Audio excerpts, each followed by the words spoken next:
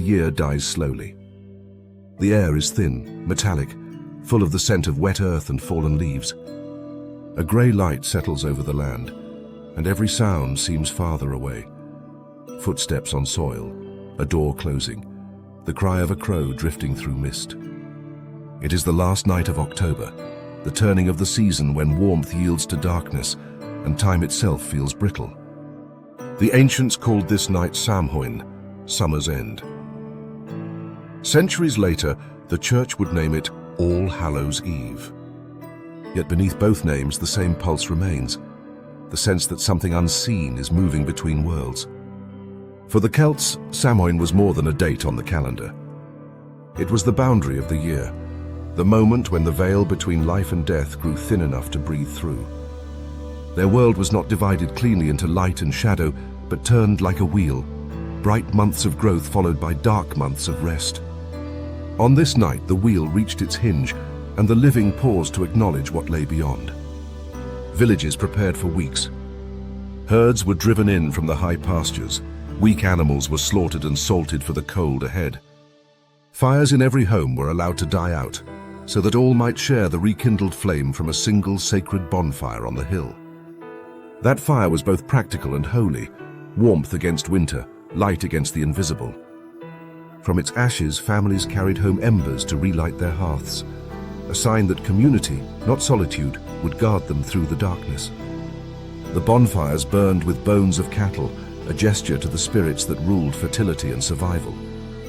From this, later generations believed, came the word bonfire, the bone fire. Smoke rose in twisting columns toward the cold stars, carrying prayers to unseen powers.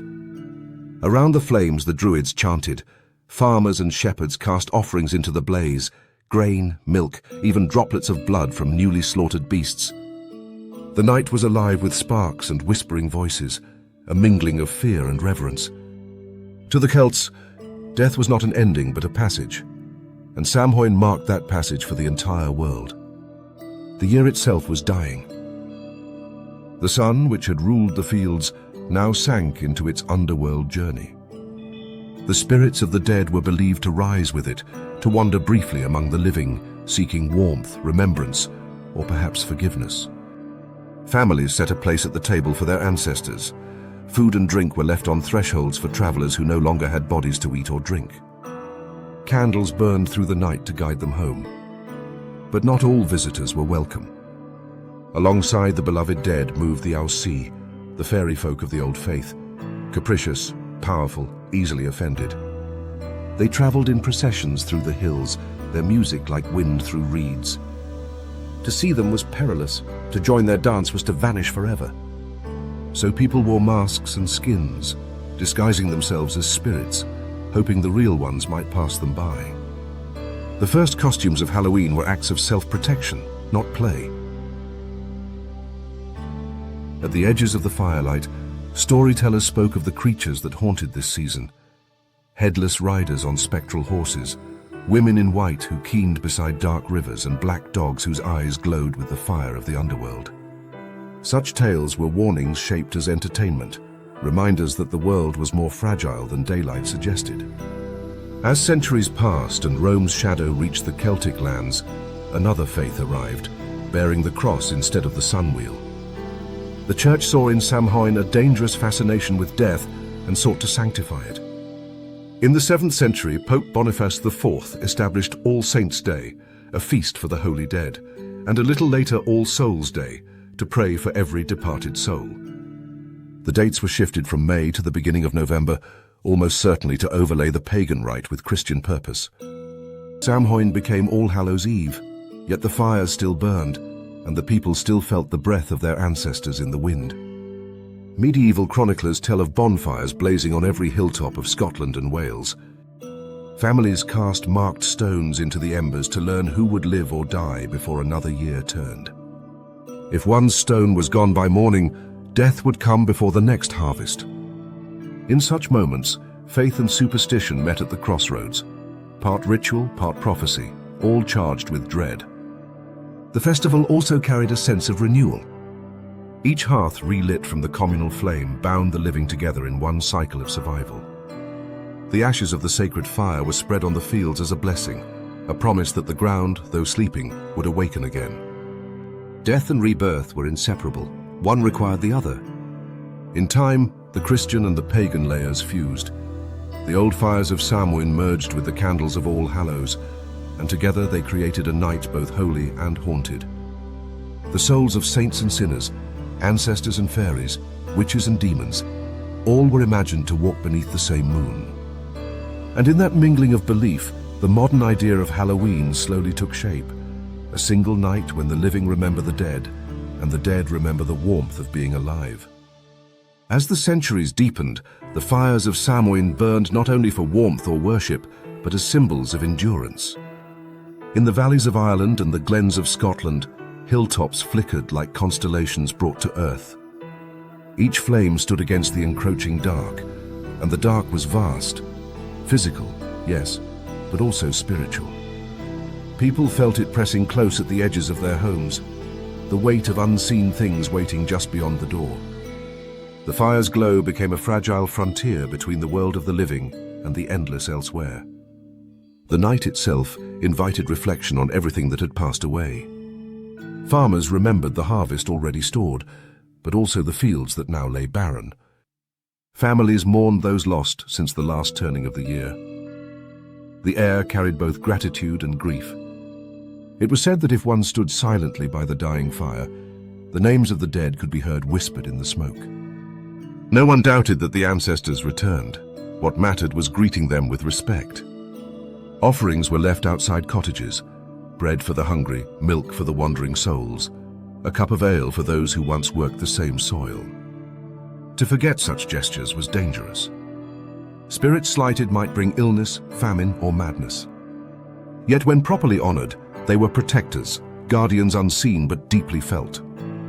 The living and the dead existed in a kind of dialogue, renewed each year as the earth sank into winter sleep. From this communion came stories that outlasted the tribes who told them. Travelers spoke of phantom processions moving along ancient roads, the hosts of the dead, or perhaps the old gods themselves, displaced but not destroyed. The Celts believed that every hill could hide a doorway into the other world. On Samhain night, those doors swung open. Light was seen under the roots of trees. Strange music drifted from mounds that by day seemed only earth and stone. Those who followed the sound were rarely seen again. Across generations, these beliefs hardened into customs.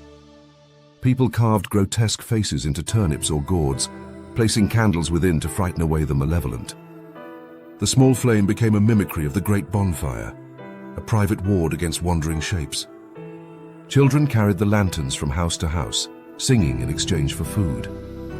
Thus, the first flicker of what we now call trick-or-treating began, though its tone was solemn rather than playful.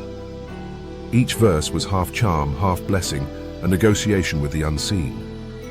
The transformation of Samhain under Christian rule was gradual. The clergy preached against superstition, but tolerated many of its forms, so long as the names of saints replaced those of pagan gods. In the monasteries of Ireland, scholars recorded the older tales even as they condemned them. Manuscripts, such as the Book of Invasions and the Annals of the Four Masters, preserved fragments of myth that might otherwise have vanished. Reading them, one senses not hostility but fascination, a reluctant respect for the depth of the older faith. In these accounts, the world of the dead was not a pit of torment but a mirror of the living realm, green fields beneath eternal twilight, where heroes feasted and music never ceased. To the Christian mind, this other world could easily blur into heaven or purgatory. To the folk who lived close to the land, it remained both real and near. Samhain was the one night each year when the borders were not only crossed, but celebrated. Yet even sacred nights can gather darker rumors. Classical writers, Julius Caesar among them, claimed that the Druids offered human lives to their gods, burning victims inside great wicker figures. Modern historians doubt the scale of such practices, but archaeological finds suggest that ritual death was not unknown. In bogs across Britain and Ireland, the bodies of men were discovered perfectly preserved by peat, throats cut, limbs bound, sometimes strangled, sometimes drowned. The so-called Lindo man, found in Cheshire, bore all three signs of sacrifice. Whether he was a condemned criminal, a royal offering, or a priestly volunteer, no one can say. But his death was ceremonial, not casual. If such acts occurred at Samhain, they would have carried profound symbolism. The gift of life returned to the earth as payment for another year's fertility. Blood fed the soil. The spirit released lanterns from house to house, singing in exchange for food. Thus, the first flicker of what we now call trick-or-treating began, though its tone was solemn rather than playful.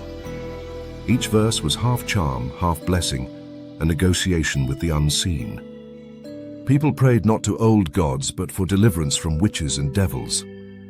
The words changed, the fear remained. Folk songs from the 15th century speak of All Hallows fire, the blaze that kept demons from the door. Children threw handfuls of salt into the embers, saying, "Keep us till morning light." Witchcraft, once the realm of wise women and healers, became the scapegoat for any unexplained misfortune. Livestock deaths, sudden storms, spoiled milk, all were blamed on the witch who, it was said, took flight on this very night. In Aberdeen in 1596, accused witches confessed under torture that they had danced around the market cross at midnight on Halloween while the devil played a drum before them. Whether these confessions held any truth matters less than what they reveal. The Festival of the Dead had become, in the Christian imagination, a Sabbath of the damned. Still, beneath persecution, fragments of the old reverence endured. The idea that the dead return never vanished. On the contrary, it deepened within the church's own rituals. The lighting of candles on graves, the ringing of bells for souls in purgatory, the prayers murmured through long November nights, all these were continuations of Samhain's bond between the living and the departed. Even in the strictest monasteries, monks told stories of spirits appearing to request prayers or penance. The language changed, but the mystery did not. By the 17th century, popular imagination in the British Isles was filled with omens attached to Halloween night. Girls peeled apples to learn the initials of their future husbands. Boys leapt through dying flames to prove courage. These were playful echoes of once sacred acts of divination. What had been rituals of survival became games of courtship, yet behind the laughter lingered superstition. One did not mock the unseen too boldly. It was said that those who wandered alone after midnight might meet a procession of the dead, and if they failed to step aside, they would be compelled to join it. When settlers from Ireland and Scotland crossed the Atlantic in the 18th and 19th centuries, they carried these customs with them. In the New World, pumpkins replaced turnips as lanterns. The bonfires became community gatherings. The eerie tales mingled with Native American and African folklore. Out of this fusion arose the modern Halloween, brighter, noisier, stripped of its ritual gravity but still shadowed by memory. Even the child who knocks on a stranger's door with a mask and a plastic bucket reenacts an ancient truth, the living seeking favor from powers unseen. Through all its transformations, the essence of Samhain persists. It is the recognition that life and death are neighbors separated only by a door of mist. Each autumn that door opens, if only a crack, and something passes between. The chill we feel when the wind rises at dusk is older than history. It is the breath of every soul that has ever walked this earth, returning for a moment to remind us that the cycle continues. As centuries passed and reason began to challenge superstition, the fires of Samhain dimmed.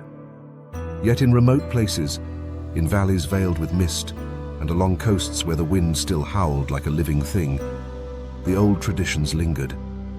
Farmers still whispered blessings as they closed the barn doors on the last day of October. Mothers still placed bread by the hearth for unseen visitors. These gestures no longer belonged entirely to religion, but to memory, to the stubborn belief that the world is not as simple as it seems. The Age of Enlightenment declared ghosts to be mere fancy, witches to be victims of hysteria, and pagan gods to be relics of ignorance. But in the hearts of ordinary people, the veil never closed entirely. The night of All Hallows still carried a charge in the air, an instinctive awareness that something in nature pauses between breaths. The rational mind might deny spirits, yet the body knew. This was a night to keep the fire burning, to lock the doors, to remember the dead with a mixture of fear and tenderness. The 19th century brought a new fascination with folklore. Scholars and poets, among them Sir Walter Scott, James Fraser, and later W.B. Yeats, wandered through the fading villages of the British Isles, collecting fragments of ancient belief. They found that even when the names of the old gods were forgotten, the customs remained. In the Highlands, people still spoke of the Sluagh, the host of the dead, whose whispering flight could be heard in the wind. In Ireland, tales persisted of fairy processions crossing the hills on Halloween, accompanied by music as delicate as glass. In Wales, it was said that if one stood by a crossroads after sunset, one might see spectral lights moving toward the churchyard. The Victorians, enthralled by both science and the supernatural, transformed Samhain once again. Spiritualism swept through parlors and seance rooms. Death was not denied, but invited. The same era that built railways into the dark countryside also sought to build railways into the afterlife. On Halloween night, seances were common. Tables knocked and candles flickered as mediums called upon departed souls. It was an echo of the old festival dressed in new language. The yearning to speak across the divide remained unchanged. Even Queen Victoria herself took part in Halloween festivities at Balmoral, where a great fire was lit on the hill and the effigy of a witch burned as the royal family watched. The ritual was half entertainment, half exorcism, a symbolic purification of the night. Beneath the laughter, though, one can still sense the tremor of ancient awe. As the 20th century dawned, Halloween crossed the ocean once more, this time transformed by modernity and the energy of youth. In America, Irish immigrants carried with them the remnants of Samhain, the stories, the lanterns, the mischief, and the new world reshaped them. The harvest became suburban, the bonfire a pumpkin glowing on a porch. Children, rather than priests or peasants, inherited the night. Dressed as ghosts, devils, and heroes, they roamed from house to house, collecting small offerings of candy instead of bread or milk. The ancient exchange continued, gifts given in return for peace and goodwill, even if no one remembered why. Yet within the revelry, the old rhythm still beats. The carved pumpkin, its candle flickering through a grimacing face, recalls the guardian lights of ancient hills. The masks, however cheap or comical, descend from the disguises once meant to fool spirits. Even the phrase trick or treat echoes the old bargain between the living and the unseen, hospitality offered to avert mischief from the other side. In the second half of the 20th century, a quiet revival began. As interest in paganism and the earth's cycles returned, so too did Samhain in its older form. Modern practitioners of Wicca and other neo-pagan paths reclaimed the festival as one of their sacred Sabbats. To them, Samhain marks not a night of fear, but of reverence, a time to honor ancestors, to confront mortality, and to celebrate the eternal return of life through death. Candles are lit not in defiance of darkness, but in partnership with it, an acknowledgement that shadow has its place in the balance of things. In many covens and solitary practices, altars are adorned with autumn leaves, apples, photographs of loved ones, and symbols of the departed. Ritual circles are cast, invocations spoken softly into the night air. Some sit in silence, meditating on those who have passed. Others hold feasts known as dumb suppers, where food is set out for both the living and the dead, and conversation ceases so that the spirits may listen. These rites, though modern in language, echo gestures made thousands of years ago beside ancient fires. The anthropologists who study such practices point out that they serve a deep human need, the need to make sense of loss. In a world where death is often hidden away, Samhain and its descendant Halloween offer a rare space to acknowledge it openly. Across cultures, the same intuition surfaces. In Mexico, the Dia de los Muertos fills streets with marigolds and song. In East Asia, the Ghost Festival honors ancestral spirits with lanterns and offerings. Even in secular cities, candles appear in windows when the year grows cold. Everywhere, humanity reenacts the same gesture, the invitation to the dead to draw near, if only for one night. There is something universal in the image of a flame burning against darkness. It speaks to the fragility of being alive, the courage it takes to face the unknown. The Celts may have named it Samhain, the Church may have renamed it All Hallows Eve, but what both recognize is the same truth, that life exists in a fleeting circle of light surrounded by infinite shadow, and we, for a little while, hold a spark within it. Consider the modern celebration once more, the laughter of children, the rustle of costumes, the faint chill that accompanies even the brightest porch light. The boundary between joy and fear, play and ritual, is thinner than we admit. When a child knocks on a stranger's door wearing the mask of a ghost, something ancient stirs. The living call upon the dead respond with a whisper of amusement. The world turns and the veil holds for now. As midnight approaches, the pulse of the old world can still be felt beneath the asphalt and neon. The leaves spiral in the wind, carrying the same message they did in the days of stone circles and sacred groves. Everything passes. Everything returns. The fires that once blazed on the hills now flicker on screens and candles, but their meaning remains. They remind us that darkness is not merely the absence of light, but the womb of all beginnings. And so, each year, when October fades and the scent of smoke lingers in the air, we participate, knowingly or not, in the oldest ceremony of all. We acknowledge the thinness of the world, the closeness of what we cannot see. We light our small fires against the vast night, whisper the names of those we have lost, and listen for the faint answering echo that seems to come from beyond the stars. For a moment, time folds. The living and the dead, the past and the present, the sacred and the profane, all stand together in the same circle of flame. The year dies and is born again. And in that quiet, eerie balance between fear and faith, the spirit of Samhain endures. And so, as the last embers fade and the veil closes once more, remember, the story never truly ends. The dead may return to silence, but the questions they leave behind still burn quietly in us all. If the journey through shadow and fire has stirred something in you, if you wish to wander further into the hidden paths of history and mystery, stay with us. There are more stories waiting in the dark. Subscribe to This Is It, where myth, art, and the unknown meet and keep the flame alive.